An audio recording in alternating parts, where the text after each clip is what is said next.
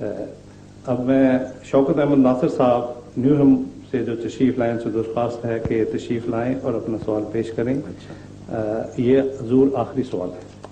اچھا، مگر خاتم السوالات نہیں ہے. السلام علیکم. یہ بھی ایک نکتہ ہے، بتا دیتا ہوں میں آپ کو. ایک دفعہ یونیورسٹی آف لنڈن میں جب میں طالب علم تھا، وہاں ہمارے استاد نے، جو عربی کے استاد تھے، مسٹر ہاپکنز تھے ان کا نام تھا، انہوں نے ایک عبارت یہ لکھوا دی کہ فلاں خلیفہ بنو امیہ کا آخری خلیفہ تھا. بنو امیہ کا آخری خلیفہ تھا. میں نے عمدن اس کا ترجمہ کیا کانا خاتم الخلفاء من خلفاء بنی امیہ. وہ بنی امیہ کا خاتم الخلفاء تھا.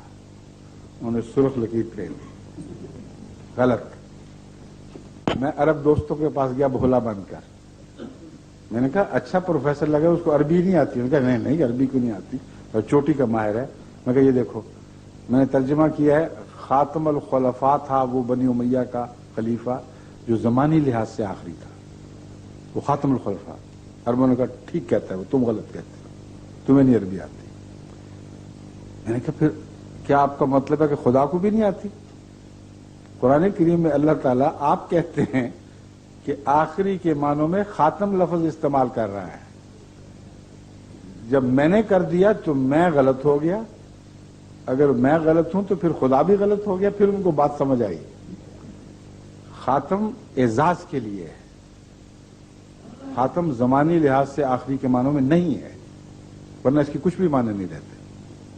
اچھا آپ بتائیے، اس لیے آپ آخری تو ہیں، خاتم کیا کہہ رہے تھے یہ خاتم السائلین نہیں ہے. بات